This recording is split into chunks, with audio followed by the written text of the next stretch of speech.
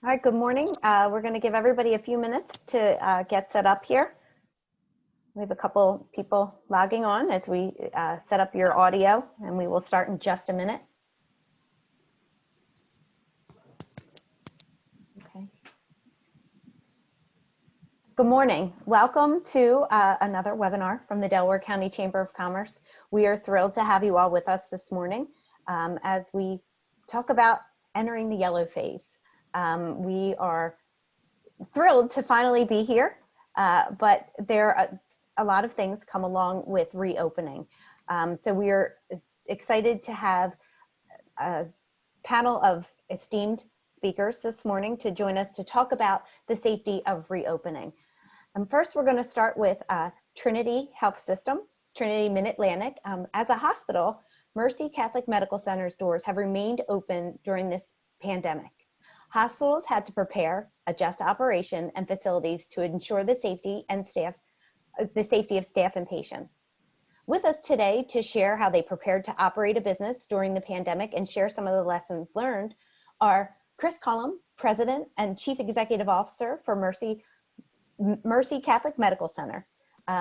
He's a fellow of the American College of the Healthcare Executives, and he joined the Trinity Health Mid-Atlantic leadership team in early August. Chris's operational expertise, leadership, and strategic vision drives his efforts to continue to position Mercy as a compassionate and transforming, healing presence within the community. And we also have with us Dr. Trina Alba, joining Mercy in August of 2019 as the Chief Medical Officer. Dr. Alba was raised in a family where dinner time conversation included healthcare issues with a diverse training background and a passion for helping others. She's committed to supporting our community and delighted to share her expertise today. So I'm going to turn it over to you both to share what you've been doing during this pandemic. Thank you. Fantastic, and thank you. Let me begin by just saying thank you for the opportunity to speak with you today. I don't have to tell you how challenging the past several months have been. We've all been impacted in ways thought unimaginable, and the journey back to normalcy is still riddled with a lot of challenges. However, our hope today is to provide you with some practical information and lessons learned from our experience on the front lines dealing with the virus, everything from testing to protecting and educating and caring for patients and employees up to the point where we are now with resuming relatively normal operations, which I know many of you are looking to do. This is an ever-evolving process, but there are some things that have remained fairly consistent, and these best practices are what we'd like to share with you today. Dr. Trina Alba, our Chief Medical Officer and resident COVID-19 czar, has run point on our efforts as an organization, and it's with pleasure that I turn the floor over to her to go through today's presentation. Thank you, Chris. So we'll jump right in here, moving on to the next slide, where we can show you some of the preparation that we have done for our facility. And it does look like it jumped to the second slide there, so perfect. One of the things that we want to make sure that we cover today are practical tips that are not just for a hospital or healthcare-oriented business, but tips that you can use for operating any of your businesses and doing so safely while we are in the yellow zone. So primarily, one of the important pieces is to limit access to the facility. So you definitely don't want to have multiple entrances that are not manned, where the public can enter and exit the facility without any means of keeping tabs on who is coming and going. So for one of our campuses alone, we took 5 entrances down to 2 entrances. In doing so, that allowed us to screen our colleagues as they were coming through. We're also requiring masks to be worn, and that was a site where we could hand out a new mask that they could switch out to wear for the day. One piece that we learned very quickly was that we did need to be flexible with start times.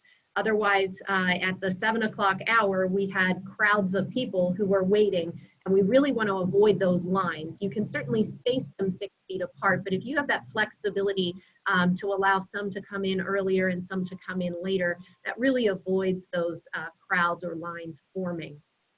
We also recommend that you adapt workstations. If your employees are not working in an individual office, if they're in a larger area where multiple desks are present, it makes sense to ensure that those are 6 feet apart to minimize that airborne transmission of the virus. And what you can't separate by distance, you can separate by time. So for example, we had mentioned flexing start times to avoid lines. So if you can have folks using the same space but at different times of the day, for example, break rooms and so forth, that is effective as well. Physical barriers are also a key part of our plan to keep our colleagues safe. So we have plexiglass that we have used in areas where it's never been present before. So those are especially effective where there's interface between members of the public and your employees at your facilities. We also recommend increasing access to hand sanitizer. Hand washing is absolutely effective, and we have a link to that video that we'll provide for you as well. But hand sanitizer is a quick and easy way when you don't have access to a sink next to your desk. So having that around for your employees is very important as well. We also added signage to our elevators. We put stickers on the floor to identify where folks should be standing within the elevator. It is difficult to social distance within an elevator. We recommend in the size of elevators that we have that no more than 4 ride the elevator at the same time, and they are positioned at the 4 corners of the elevator as identified by those stick-ons that we used on the floor. I believe there is one more point. If you could scroll on this slide down below the signage. We went to the next slide. I can just talk from memory. Some of the other pieces that we did to the physical space were to address areas within the cafeteria. We removed the salad bar so that we were only using grab-and-go pre-packaged items. And if your facility includes any type of food distribution, we would recommend that you do the same so that you're minimizing that interaction, and only the person who is going to consume the food is actually taking that along with them. Another important point is if your facility has not been used for some time, the water lines can develop or grow Legionella within those. So a water safety plan should be part of your reopening as well, especially important for things like water fountains. Any areas where you have food or water, like coffee stations and so forth, are also sites not only where people may congregate, so you would want to address that piece, but where multiple folks would be touching the same area. So again, hand sanitizer and being cognizant of the timing and not having folks who are congregating around those spaces. Now we can move on to the next slide. So once we have the facility prepared, then I wanted to talk with you about what I touched on briefly, which is screening. So what we have implemented is a thermal screening process where we're using touchless thermometers to assess the temperature of every one of our colleagues or members of the public who are coming into our facility. In the medical community, it's generally established that a fever is any temperature greater than 100.4. However, some of the patients who have been positive for COVID do not have high fevers. So therefore, for our facilities within the Trinity Health System, we actually lowered that threshold to 99.4. And any individuals that were screening higher than 99.4, we then had a further screening process, which included questions and referral to our employee health department. The interesting thing is with touchless thermometers, it's certainly more sanitary in the sense that you're not having to reuse the same device. But we did find very quickly that these are sensitive to the fluctuations in the weather outside. So when we initially began this, the temperature at times was only 40 degrees outside, and when folks would come in from outside, their temperatures would actually read somewhat low. So we found that screening on the wrist was more effective than screening on the forehead. So I'll just share that tip with you as well. Now that we're getting into these 80+ degree days, yesterday when we had some people coming in from the sunshine, they were reading a little bit on the high side. The way we handled that is just to allow them to sit for a couple of minutes and recheck it. And if it went back down, then we knew it was simply due to environmental factors and not due to any indication of actual illness. We did a lot of education around symptoms as well, to educate our employees on symptoms so that they don't end up at that screening process. So we talked about cough, shortness of breath, fever, loss of taste, loss of smell, and even some of the more rare symptoms like diarrhea. So we made sure that our colleagues were aware of those symptoms and asked them to stay at home and not come in, so that we didn't end up having to just screen them out as positive.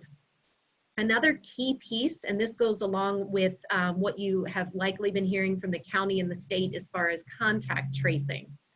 If we were aware of an exposure, and the definition for exposure or prolonged exposure is changing, but if for sure, if there was an unprotected, so an unmasked exposure for longer than 10 to 15 minutes, we need to identify that and notify the affected colleagues so that they can then appropriately monitor for symptoms or quarantine if appropriate as well. Next slide.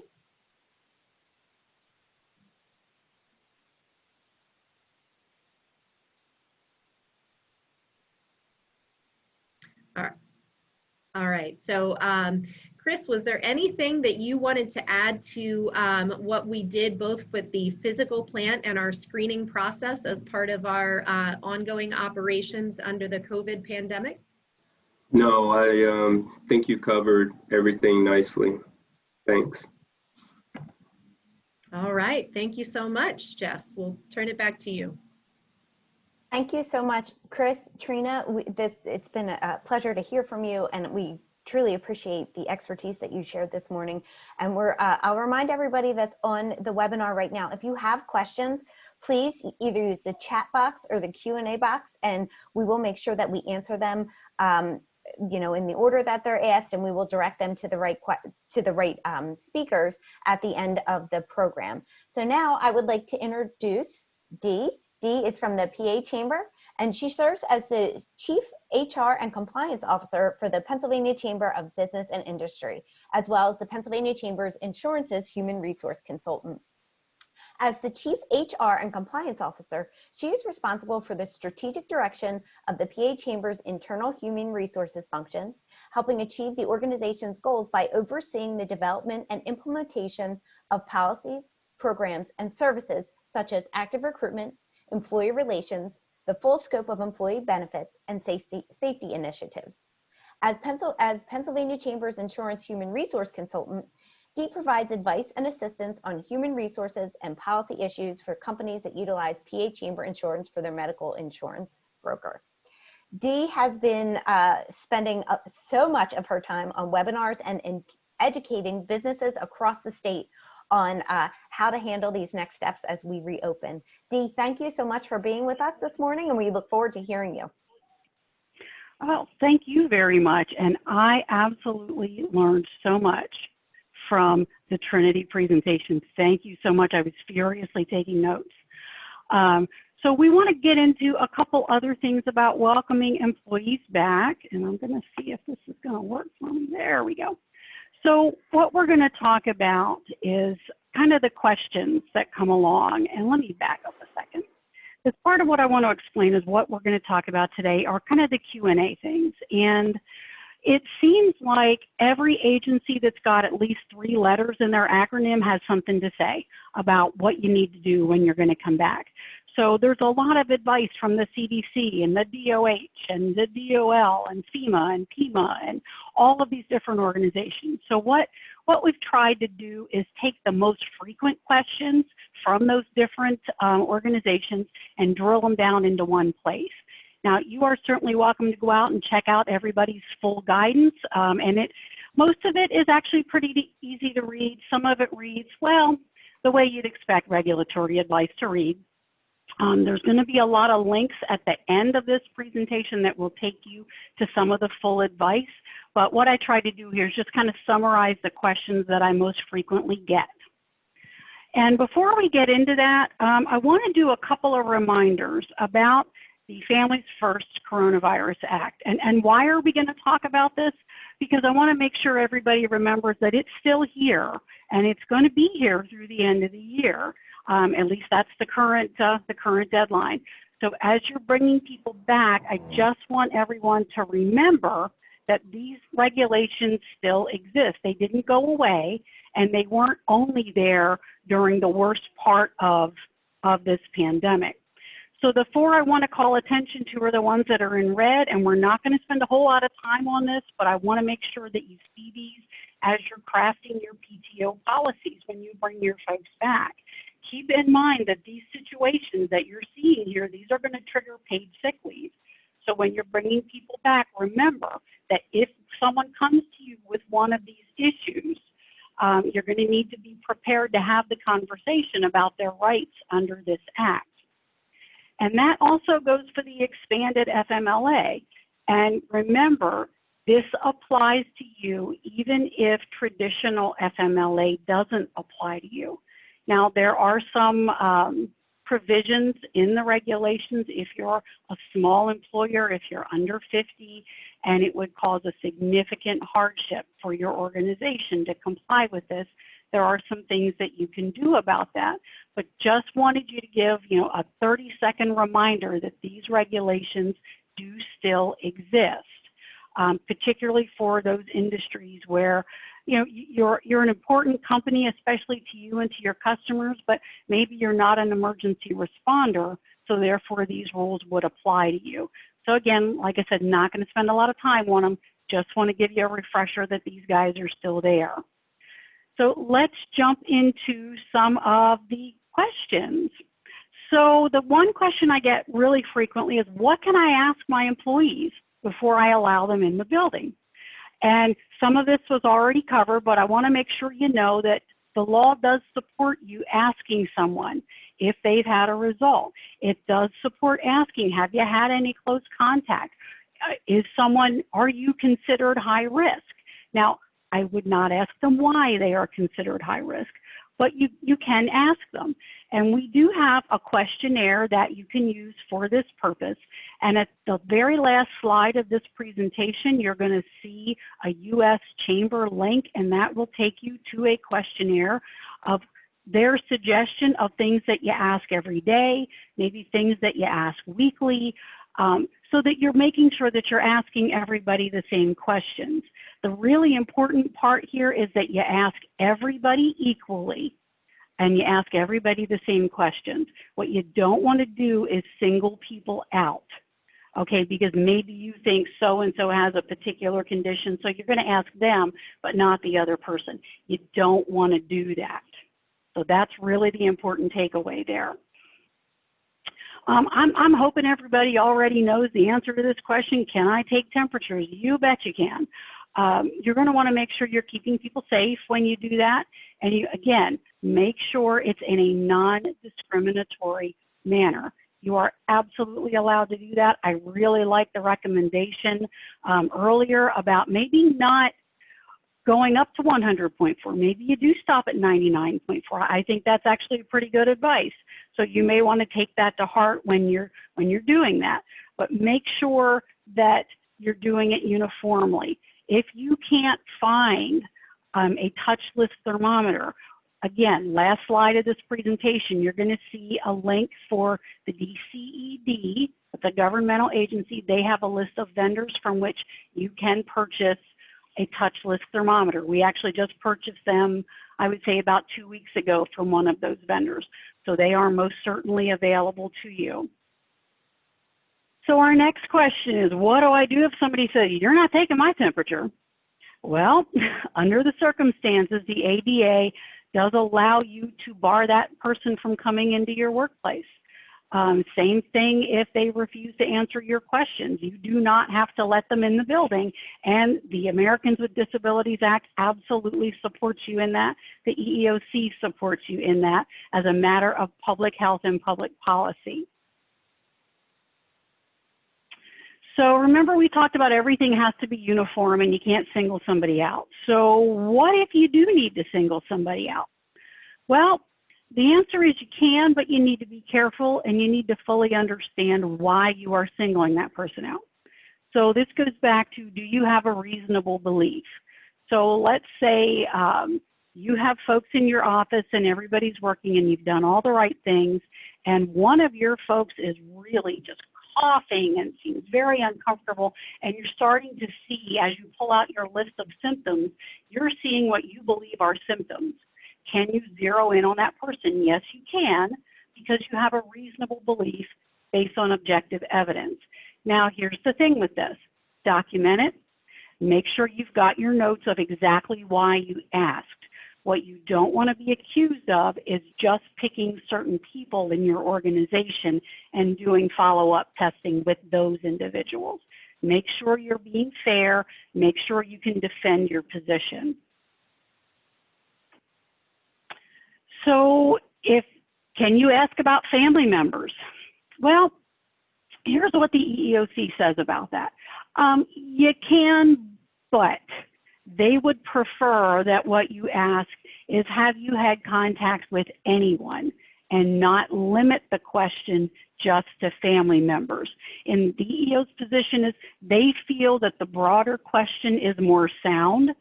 So in EEO speak, they believe that that is more defensible, if you will. So make sure that when you're asking questions, you're asking about everyone. If you zero in on family members, then you could find yourself in violation of GINA, so the Genetic Information Non-Discrimination Act. That, when you start asking about family members, now you're getting into medical history, and you could find yourself wading into some waters that you really, really don't want to be in. So let's say you've got someone coming into your workplace and a coworker has information. Are they allowed to share that? Are they going to violate the Americans with Disabilities Act? No, actually they're not. They are allowed to report that information to a supervisor. Now here's where you need to have a long conversation with your supervisors. Once that supervisor has that information, they are responsible for that information, and they are responsible to keep that information confidential. And I'm going to pause here for a brief second to say, I know I get a lot of questions that say, well, am I going to violate HIPAA? Actually, HIPAA is not the law you need to worry about in all of this. It's the Americans with Disabilities Act. Unless you are a hospital, a healthcare provider, a healthcare clearinghouse, those are considered entities that are covered under HIPAA. Your standard employer, maybe you're a coffee shop or a manufacturing facility, strictly speaking, you're not a covered entity under HIPAA. So HIPAA is not really the one you're worried about. It's the Americans with Disabilities Act that you're worried about, and that act does require confidentiality around medical information. And these inquiries into COVID-19 would be considered medical information. So can you exclude someone who's 65 or someone who's on that list as a high-risk employee? Actually, you really can't. You can't tell them, look, you are on the list of high-risk employees, you can't come in. You really can't, because that violates the Age Discrimination in Employment Act. I understand you're trying to be a nice guy or a gal and you're trying to protect people. Work with those people, be flexible with those people, but if you absolutely forbid them, not because they're sick, not because they've asked, just because they are on a list of high-risk employees, you are violating the ADA. So with that, do you have to grant a request to telework to an employee who is in one of those groups? Actually, you really don't. There's not an accommodation built in. With regard to pregnancy, you have Title VII of the Civil Rights Act. That one's been amended to include pregnancy discrimination protections.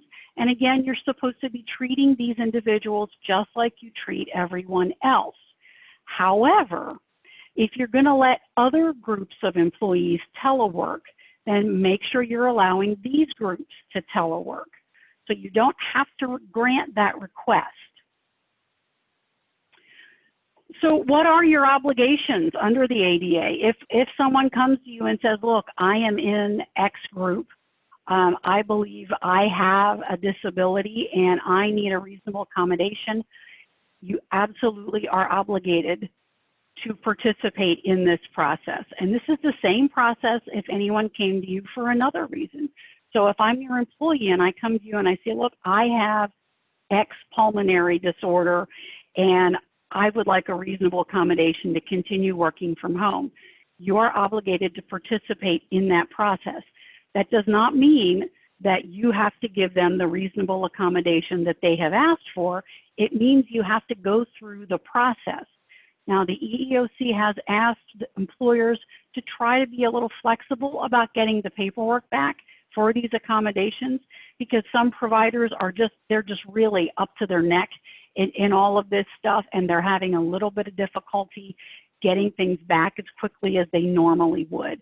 So the EEOC does ask that you be a little flexible in this area. So what about an obligation if I come to you and say, well, I'm fine, but my husband has a pulmonary disorder, my child has a pulmonary disorder? What's an employer's ADA obligation now? And actually, there isn't one. The ADA only provides an employee with a right to request a reasonable accommodation for their own disability, not for those of family members. Again, the EEOC asks if you're able to be flexible. To them, that would be the ideal situation, but you don't have a legal obligation in this area. So again, we talked about, if I take their temperature and they have a fever, can I refuse entry? Absolutely you can. The CDC has a self-checker on their website, which is really very good. You can send them home, refer them to CDC guidance. They can walk through their symptoms. If they get sick during the workday, if you're doing your periodic temperature checks, the first thing you want to do is separate them from everyone else, send them home, get them to follow the CDC recommendations. So you've got a manager and they learn and confirm that someone has COVID-19 or they at least have symptoms, and the manager knows they have to report it, but they're concerned about confidentiality. What should that manager do? Again, the ADA does not prevent this from being reported. Again, the information has to be kept confidential, and you share it on a need-to-know basis.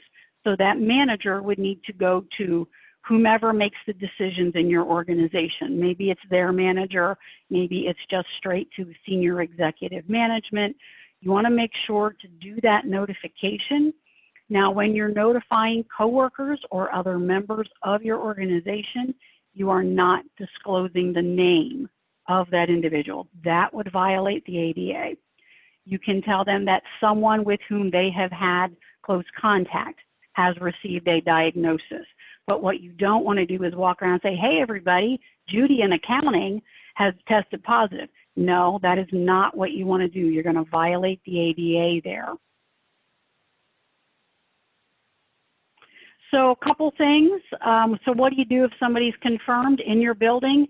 The CDC tells us that in most cases you really don't have to shut down your facility, but you will need to close off some areas that have been exposed with that individual. You're going to want to wait 24 hours before you try to clean the area that that person was in. If 24 hours isn't feasible, wait as long as you can. Try to get some air circulation. Make sure you go out and review the full CDC guidance on this, because we're not listing everything here today. So what do you do about the people? We talked a little bit about this. The CDC kind of puts people in three categories. So the potentially exposed who have symptoms, those who don't have symptoms, and then everybody else. So the folks who have symptoms, you're going to self-isolate and use the CDC self-checker, and strongly recommend they contact their primary care provider. if someone's been exposed but they don't have symptoms. Now we're back to self-isolating and practicing social distance. All other employees are going to self-monitor. The CDC tells us that they can continue to work, but they need to monitor. If they develop symptoms, then they're going to stay home. Once again, you know, my caveat here is make sure you go out and check all of the CDC's guidance, because we're not stating everything here. So let's talk about a couple other issues so we can kind of get to your questions. I want to make sure I'm being respectful of your time. So let's talk about all the kind of the human part of human resources. So what do you do with these folks? You want to communicate to them and talk to them. Talk to them before they come back. Talk to them while you're transitioning. Talk to them once they're back. Stop by and ask them how they're doing. And when you ask them, make sure that you actually stop and listen, not the over the shoulder, hey, how are you? And you keep walking. Make sure you stop and talk to them, see how they're doing, encourage them to talk about their fears. They're probably scared, and rightfully so, and the fear that is not discussed is the fear that grows. So you want to really make sure you're encouraging them. If you are not comfortable talking to them about their fears, if you have an employee assistance program, you can engage them to talk to your staff as well. What you want to remember here is the toll of all of this. It's not just physical. It's emotional, it's psychological. People are scared for themselves. They're scared for their families. They're scared for their jobs right now. It's a very uncertain time, so you want to encourage them to talk. Ask them if they need anything. If it's something that you think is pretty reasonable, then do it if you can. Obviously, you're not going to be able to do everything.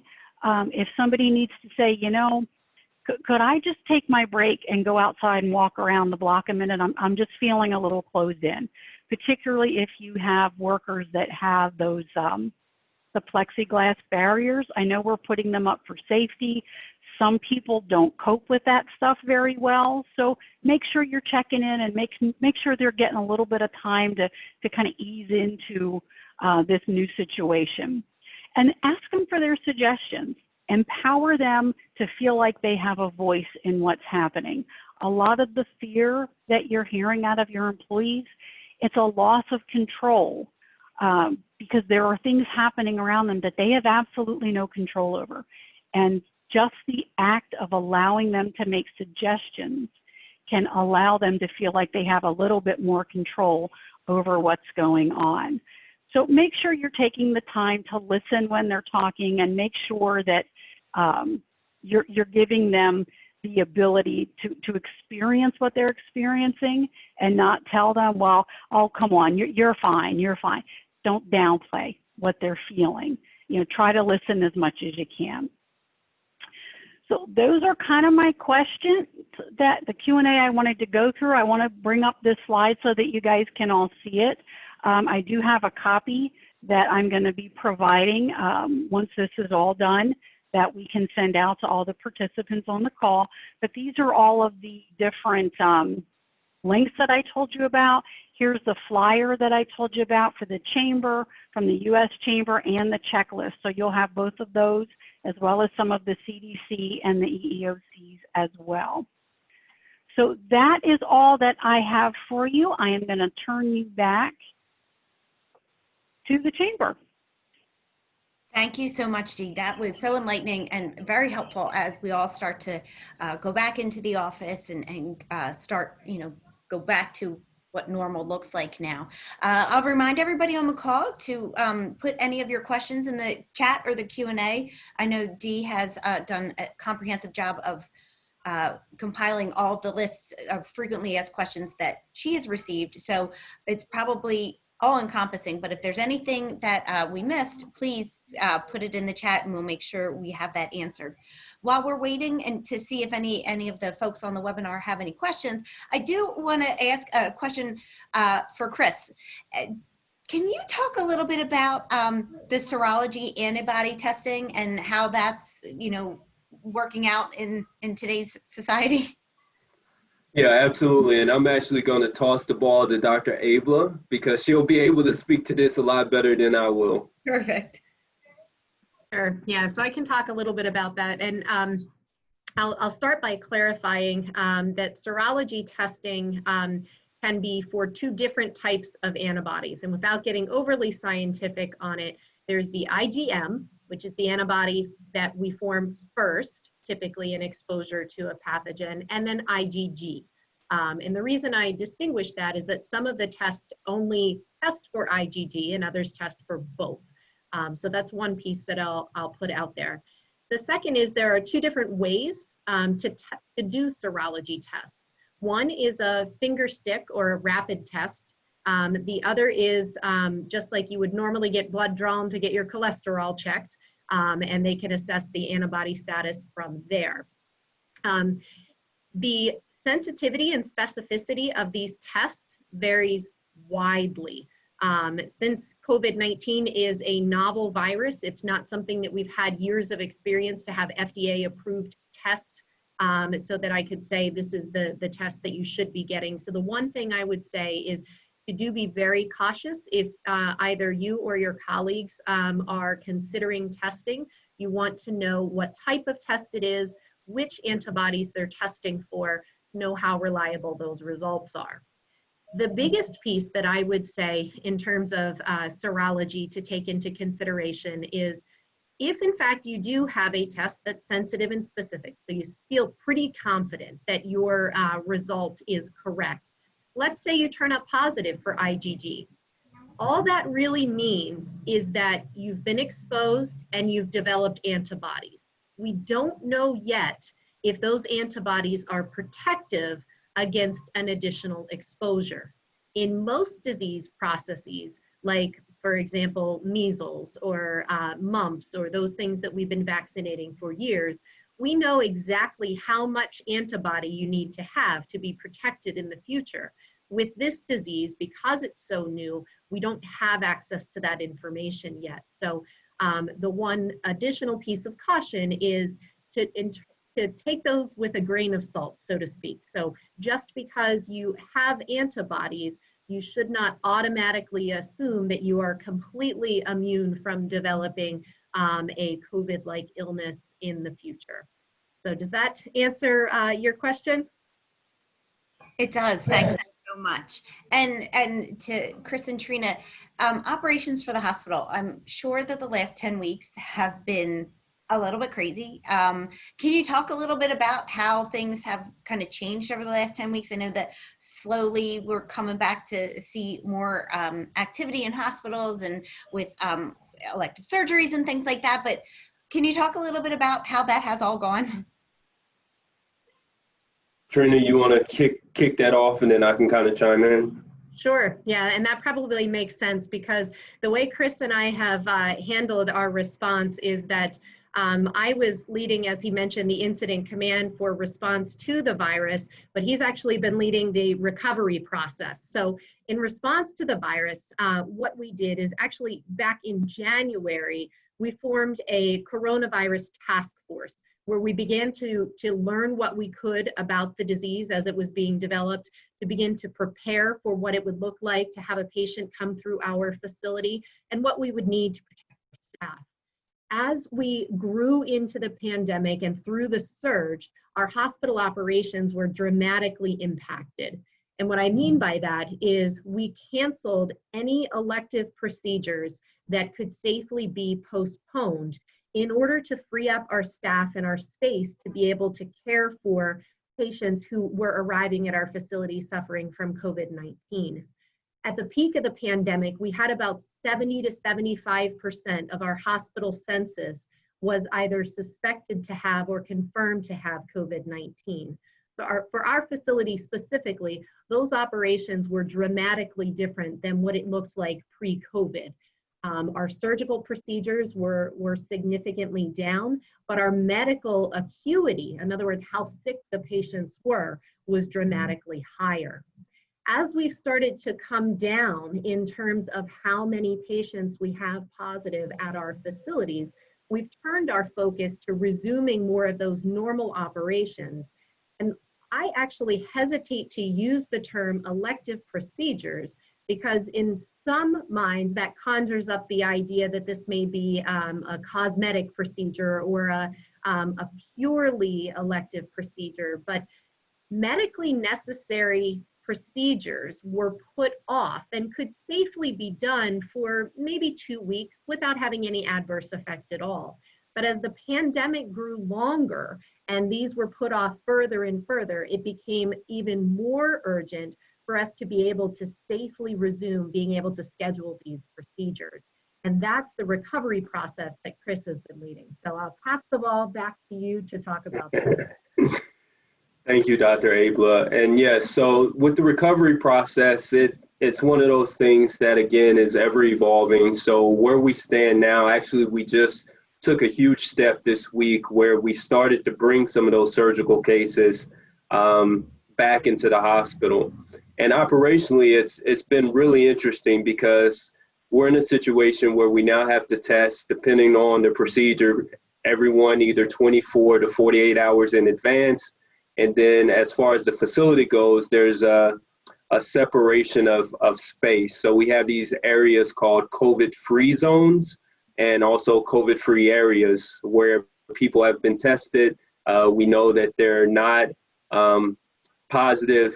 So we're making sure that they don't have any unnecessary exposure and are safe while they're in our facilities. The other thing that I'll mention, well, two other things. In some cases, we've even gone as far as to eliminate waiting rooms. In some cases, people are waiting in their cars, receiving a phone call, coming into the facility, getting whatever needed done, and then returning to their cars. We've also seen vast and quick adoption of telemedicine. That was something that was been utilized prior to COVID, but not nearly to the extent that it is now. So as we continue to emerge from this process, I think healthcare at its core is going to be forever different.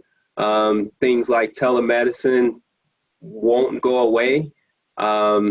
And some of the things that we're doing as far as separation of space and how we're handling patients as they come to our facility to make sure they're safe, I think will be in place for a really long time.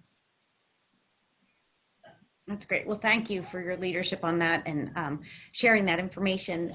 So I don't see any other Q&A or questions in the chat or even comments. You are also thorough that everybody has everything answered. So Dee, Trina, Chris, thank you so much for being with us this morning and sharing your expertise with the business community and helping us safely reopen with all of the tips and tools that we need.